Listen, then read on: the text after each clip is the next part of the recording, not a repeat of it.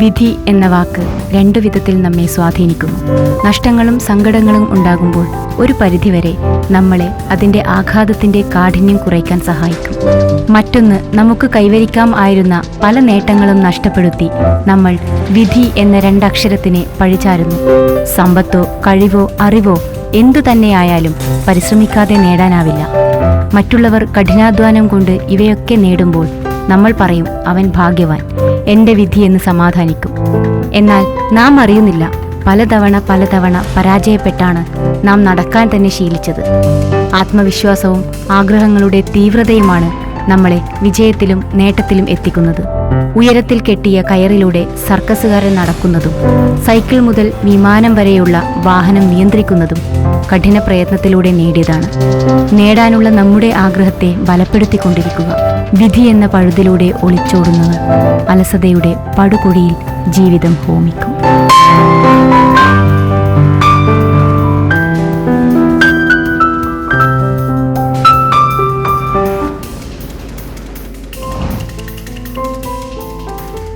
പരസ്പരം മനസ്സിലാക്കാതെ വരുമ്പോഴാണ് സ്നേഹം തിരിച്ചറിയാതെ പോകുന്നത്.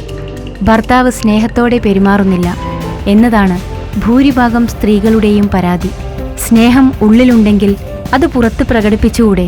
എന്തിനാണ് അത് ഉള്ളിൽ മൂടിവെക്കുന്നത് എന്ന് മിക്കവാറും സ്ത്രീകൾ പരാതിപ്പെടുന്നു. എന്നെ വണ്ടി ഓടിപ്പിക്കാൻ പഠിപ്പിക്കുമോ എന്ന് ഭാര്യ ചോദിക്കുമ്പോൾ ചിലരെങ്കിലും പറയും, വേണ്ട, എന്നിട്ട് വേണം വല്ല വണ്ടിയുടെ അടിയിൽ ചെന്നുപെടാൻ. നീ അടങ്ങി ഒതുങ്ങി വീട്ടിലിരുന്നാൽ മതി. അപ്പോൾ സ്ത്രീകൾ തീർച്ചയായും കരുതും, തൻ്റെ ഭർത്താവിന് തന്നോട് സ്നേഹമില്ല, അതുകൊണ്ടാണ് അദ്ദേഹം അങ്ങനെ പറഞ്ഞതെന്ന്. തൻ്റെ ആഗ്രഹത്തിൻ്റെ ആഴം അയാളെ ബോധ്യപ്പെടുത്തി കൊടുത്താൽ അയാൾ തീർച്ചയായും അതിന് തയ്യാറാകും. നാട്ടിൽ നിരന്തരം കേൾക്കുന്ന വാഹനാപകടങ്ങളെക്കുറിച്ചുള്ള വാർത്തകളാണ് ഭർത്താവിനെ അങ്ങനെ പറയാൻ പ്രേരിപ്പിക്കുന്നത് എന്ന് ഭാര്യ ചിന്തിക്കില്ല.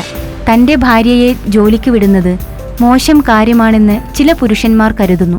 അവളെ സംരക്ഷിക്കാൻ ഉള്ള പ്രാപ്തി തനിക്കുണ്ട് എങ്കിൽ എന്തിന് അവളെ ജോലിക്കയക്കുന്നു എന്ന് ചിലരെങ്കിലും കരുതുന്നു.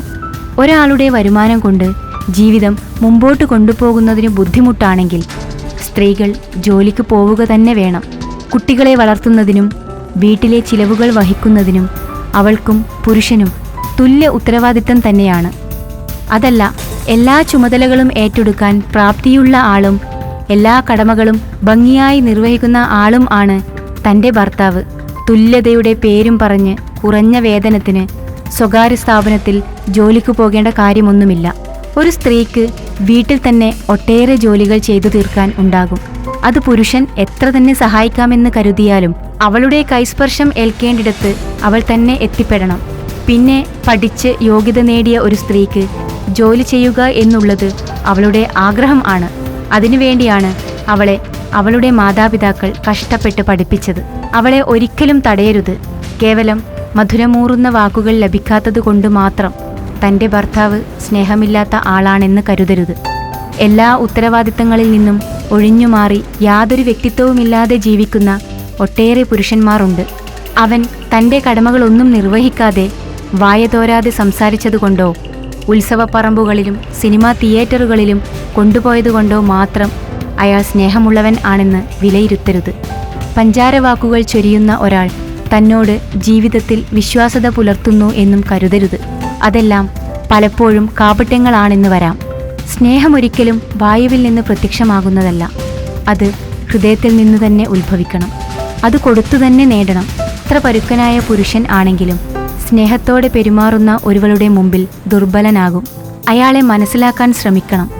അയാളുടെ പരുക്കൻ സ്വഭാവം പലപ്പോഴും പുറത്തു കാണിക്കുന്ന പ്രകടനം മാത്രമായിരിക്കും. അല്ലെങ്കിൽ തന്നെ മനസ്സ് തൊട്ടറിഞ്ഞ രണ്ടു വ്യക്തികൾക്കിടയിൽ നാട്യങ്ങളുടെ ആവശ്യമുണ്ടോ? ഭാര്യാഭർത്തൃബന്ധം ഒരു സമർപ്പണം ആണ്. ഭർത്താവ് ഭാര്യയുടെ ബന്ധുമിത്രാദികളെ സ്വന്തമെന്ന് കരുതുന്നത് പോലെ ഭാര്യയും തിരിച്ചു സ്വന്തമായി കരുതുമ്പോഴാണ് നല്ലൊരു ആത്മബന്ധം അവർക്കിടയിൽ രൂപപ്പെടുന്നത്. അത് ഏകപക്ഷീയമാകുമ്പോഴാണ് ജീവിതത്തിൽ വിള്ളൽ വരുന്നത്. എല്ലാവരും ഭാര്യയും ഭർത്താവും കുട്ടികളും മാത്രമടങ്ങിയ കൊച്ചു കുടുംബം സ്വപ്നം കാണുന്നു. എന്നാൽ അതെല്ലാവർക്കും പ്രായോഗികമാകണമെന്നില്ല. ഒരു കുടുംബം ആകുമ്പോൾ അവൻ്റെ അല്ലെങ്കിൽ അവളുടെ മാതാപിതാക്കൾ കൂടി അടങ്ങിയതാണ്. പാശ്ചാത്യ രാജ്യങ്ങളിലെ പോലെ അവരെ ഉപേക്ഷിക്കാൻ നമുക്ക് സാധിക്കുകയില്ല. പകരം അവരെ കൂടി ചേർത്ത് നിർത്തി മുമ്പോട്ട് പോകുവാൻ നമുക്ക് സാധിക്കണം. പരസ്പരം സ്നേഹിച്ച് മുമ്പോട്ട് പോയാൽ മാത്രമേ സന്തോഷകരമായ ജീവിതം നയിക്കാൻ ആർക്കും സാധിക്കുകയുള്ളൂ. അതിനുവേണ്ടി പല വിട്ടുവീഴ്ചകൾക്കും നമ്മൾ തയ്യാറാകേണ്ടി വരും. അല്ലാതെ അയലത്തെ അദ്ദേഹത്തിൻ്റെ വീട് കണ്ട് നമ്മൾ അസൂയപ്പെട്ടിട്ട് കാര്യമില്ല. നമ്മുടെ സന്തോഷത്തിൻ്റെ താക്കോൽ നമ്മുടെ കൈവശമാണിരിക്കുന്നത്.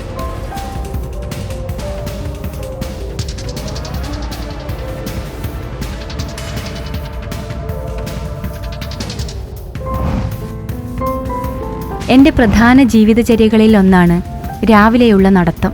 ആദ്യം നടക്കാൻ തുടങ്ങിയപ്പോൾ കൂടെ ഒരു സുഹൃത്തുമുണ്ടായിരുന്നു. രാവിലെ 4:30 നടക്കാൻ ഇറങ്ങുമ്പോൾ നല്ല ഇരുട്ടായിരിക്കും.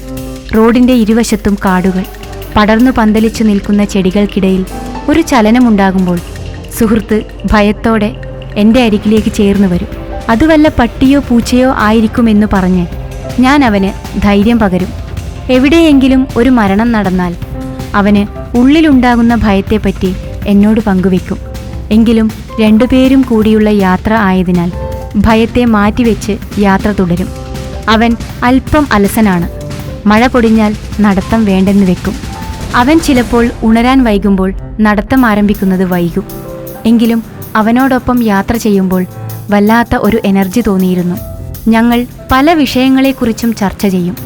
കളിയും ചിരിയുമായി നടക്കുമ്പോൾ 8-10 കിലോമീറ്റർ നടന്നു നീങ്ങുന്നത് അറിയുകയേയില്ല. ഇടയിൽ അവൻ മടിപിടിച്ച് വരാതിരിക്കുമ്പോൾ ഞാനും നടത്തം വേണ്ടെന്ന് വെക്കും. 1-2 പ്രാവശ്യം ഞാൻ തനിച്ചു നടന്നു നോക്കിയപ്പോൾ അവൻ എപ്പോഴോ ഒക്കെ പകർന്നു നൽകിയ ഭയം തനിച്ചു നടക്കാൻ എന്നെ അധൈര്യനാക്കി. പിന്നീട് അവൻ്റെ മടി കൂടി. അവൻ ഒട്ടും വരാതെയായി. ഞാനും കുറച്ചു നാളുകളിൽ നടത്തത്തെ ഒഴിവാക്കി. വീണ്ടും എൻ്റെ തടിയും തൂക്കവും വർദ്ധിക്കുന്നു എന്ന് മനസ്സിലായപ്പോൾ ഞാൻ വീണ്ടും നടക്കാമെന്ന് തീരുമാനമെടുത്തു. ഇത്തവണ ഞാൻ അവനോട് പോരുന്നുണ്ടോ എന്ന് ചോദിച്ചില്ല. എനിക്ക് അനുയോജ്യമായ ഒരു സമയം ക്രമപ്പെടുത്തി ഞാൻ നടത്തം ആരംഭിച്ചു. ആദ്യത്തെ ദിവസം അല്പം ഭയം തോന്നാതിരുന്നില്ല. മനസ്സ് കൂടുതൽ ജാഗരൂകനായി. മങ്ങിയ വെളിച്ചത്തിൽ കാണുന്ന നിഴലുകൾ ആദ്യം ഒന്ന് ഭയപ്പെടുത്തുമെങ്കിലും അതിനെക്കുറിച്ച് വ്യക്തത വരുത്തിയതിനു ശേഷം യാത്ര തുടർന്നപ്പോൾ മനസ്സിന് ധൈര്യം തോന്നിത്തുടങ്ങി. ഞാൻ എൻ്റെ ശരീരത്തെ ശ്രദ്ധിച്ചു തുടങ്ങി. കണ്ണുകൾ ഇരുവശത്തേക്കും ചലിപ്പിച്ച് കണ്ണുകൾക്ക് വ്യായാമം നൽകി. ശ്വാസത്തെ നീട്ടി വലിച്ച് പുറത്തേക്ക് വിട്ട് ശ്വസനത്തെ സുഗമമാക്കി. കൈകൾ കറക്കി കൈകൾക്ക് വ്യായാമം നൽകിയപ്പോൾ നീർക്കെട്ട് അയഞ്ഞു. കൈകൾക്കുണ്ടായിരുന്ന വേദനകൾ അപ്രത്യക്ഷമായി. മുമ്പ് അവനു വേണ്ടി നടത്തത്തിൻ്റെ വേഗത ക്രമീകരിച്ചപ്പോൾ ഇപ്പോൾ അതിൻ്റെ ആവശ്യമില്ല. ഞാൻ നടത്തത്തിന് എനിക്ക് ബോധ്യമായ രീതിയിൽ വേഗത വർദ്ധിപ്പിച്ചു. ശരീരം വിയർത്തു കുളിച്ചപ്പോൾ വല്ലാത്ത സുഖം തോന്നി. മനസ്സും കരുത്തുറ്റതായി. ഇപ്പോൾ എനിക്ക് ഇരുട്ടിനെ ഭയമില്ല. മനസ്സും ശാന്തം. നമ്മൾ ജീവിതത്തിൽ പലപ്പോഴും അങ്ങനെയാണ്. ഒരാൾ നമ്മളെ താങ്ങി നിർത്തുവാനുള്ളപ്പോഴാണ് നമ്മൾ ദുർബലരായി പോകുന്നത്. ഒരു തണൽ കിട്ടുമ്പോൾ ആ തണലിൽ അഭയം പ്രാപിക്കാൻ ശ്രമിക്കുന്നു. താങ്ങി നിർത്താൻ ഒരാളില്ലെന്ന് ബോധ്യമായാൽ നമ്മൾ സ്വയം ബലവാന്മാരാകുന്നു. നമുക്ക് ലഭിക്കുന്ന തണൽ ഇല്ല എന്ന് മനസ്സിലാകുമ്പോൾ സ്വന്തം കഴിവിൽ അഭയം തേടുന്നു. ആരൊക്കെ കൂടെ ഉണ്ടെന്ന് കരുതിയാലും ജീവിതത്തിൽ നാം എന്നും തനിച്ചാണ്. ആ ഒരു ചിന്ത മതി നമ്മളെ കരുത്തരാക്കാൻ.